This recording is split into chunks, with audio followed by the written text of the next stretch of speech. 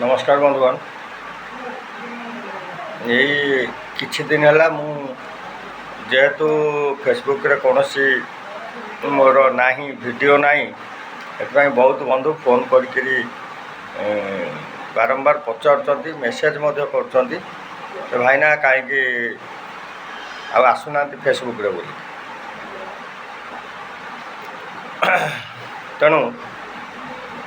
ये कथाटा हूँ कौन कि समस्या हर रोज चलती प्रत्येक दिन किसी ना किसी समस्या आम लोकलोचन को आस तेणु कौ समस्या उपर आम कहवा आम तो पॉलिटिकल लोक नुहे आम जन कर्मचारी नेता तेणु श्रमिक नेता तेणु श्रमिक कर्मचारी नेता हिसाब रे केवल श्रमिक कर्मचारी मानक समस्या उपर आम कहीपर या भर के आम अन्य कौन कथार कथा कहवाटा उचित हेनी तो से दृष्टिकोण मुझे देखिली जे मनीष जन्मरू मृत्यु पर्यंत से चारोटी अवस्था देखी गति करे। प्रथम अवस्था है शैशव अवस्था, तापर किशोर अवस्था, तापर यौवन अवस्था, तापर वृद्धावस्था ना नहीं ये चारोटी अवस्था भितर गति कला बेले से कौ परिस्थिति रे कौन है कि गति करे आज तारी उपरे मत मोर मंतव्य आपण बंधुगण शिशुटे जो जन्म निये मातृगर्भर जो जन्मभूमि में आसिक भूमिष्ठ हुए से से निष्पाप निष्कलंक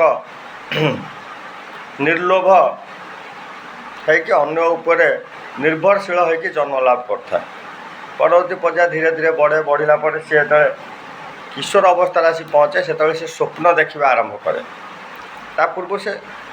शैशव अवस्था स्वप्न तार नथिला, किशोर अवस्था से स्वप्न देखा आरंभ करे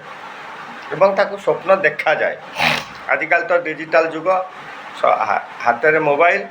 तेणु से मोबाइल फोबाइल देखिकी से तार स्वप्न देखा आरंभ करे और तापाई से रास्ता सुगम करे एवं सी से हिसाब रे निजुको गढ़ा माने निजुको निजे से गढ़ी चले किए स्पोर्ट्समैन हुए कि अभिनेता हुए किए विभिन्न रास्ता नहीं कि से माने अनुप्राणित होइकि से माड़ी चलता तापर आसीगला यौवन अवस्था ता भितर किछि थांती जो माने कि बड़ हबार स्वप्न देखी देखी से स्वप्नटा को देखी देखी से स्वप्न केतबेले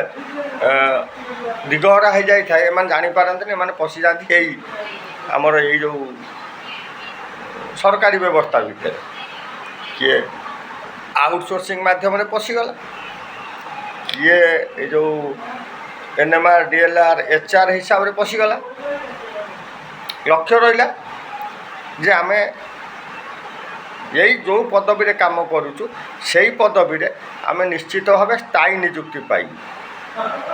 से लक्ष्य रखिकी से काम कले वर्षे नुहे 2 वर्ष नुहे दीर्घ 30 वर्ष धरी से काम कर चलते मु देखी आसूची ताले यौवन को से बलि पकेले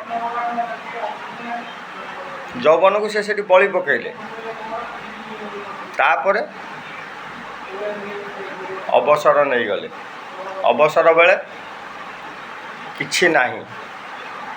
सरकारी व्यवस्था भितर नहीं किंतु आईनगत व्यवस्था भितर अच्छी ग्राच्युटी देवाई ताकर अवशिष्ट जीवनर सुरक्षा पाई ग्राच्युटीर व्यवस्था अच्छी किंतु सरकारी व्यवस्था से कड़े उभा नहीं जाइए बड़ा आश्चर्यर कथा। सिमिलारली आपणकर